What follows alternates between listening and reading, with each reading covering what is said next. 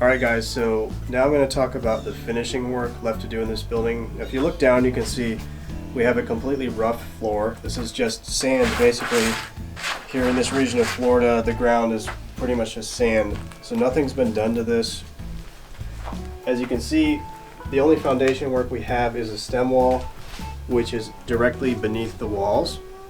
So there's nothing on the inside.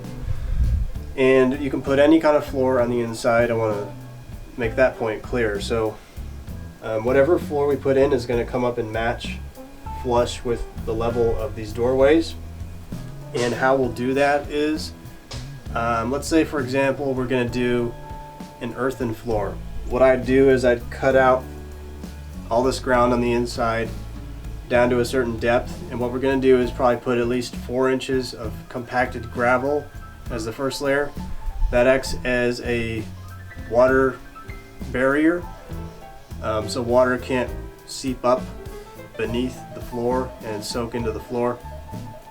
And then on top of the gravel, I would probably put a layer of vapor barrier, plastic vapor barrier.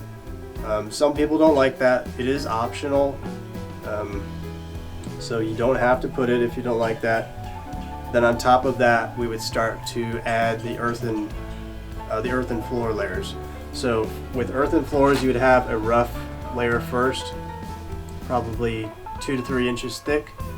And then on top of that, you would have your finished layer, and then you'd basically be up to this level by that point. And then we would put the oil and wax on top of that.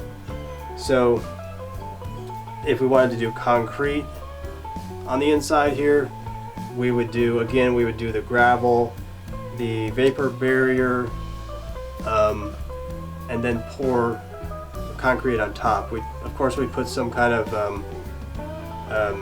wire or rebar in there, and then pour the concrete, and then it would be level with the doorways here. So again, you can do any kind of floor. It can be tile, it can be wood, really whatever you want. So you have a lot of options. Now as far as finishing goes, we have a lot to do up above as well. We have to fill in these gable ends here, and we have a lot of options to do that as well. We could fill that in with cob, we could put light straw clay, we could just frame it in, really whatever you want to do. And then we have to insulate between the rafters. We're going to fill in all these empty areas between the rafters with insulation, and then cover that all up and put a nice finished ceiling. So that's going to be a big job. And then another thing that's really going to change the look of this building is when we plaster and finish the walls. So what we're going to do on this particular building, on the inside and the outside, is do a lime plaster. And a lime plaster is a combination of usually powdered lime, sand, and water. It's actually quite easy to mix. And we're going to plaster our walls. You can see out here,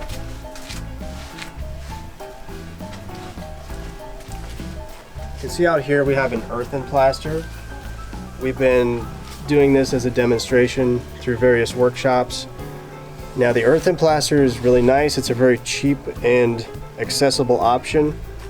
The only issues you have with earth plaster is it tends to erode much quicker. You have to maintain it probably every couple of years. But if you have a long roof overhang, that'll help to protect it. And if you rub the walls too, sand tends to come off. That doesn't really happen with the lime plaster so much. So let's see, what else have we got to finish on here?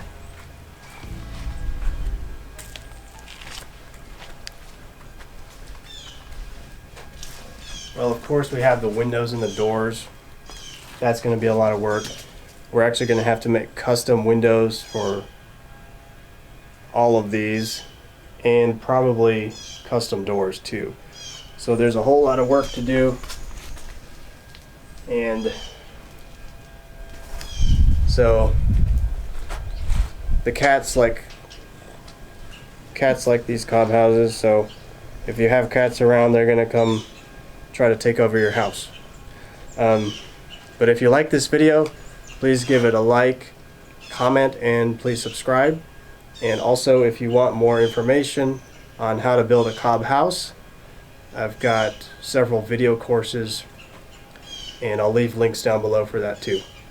So thanks for watching, and I'll catch you in the next video.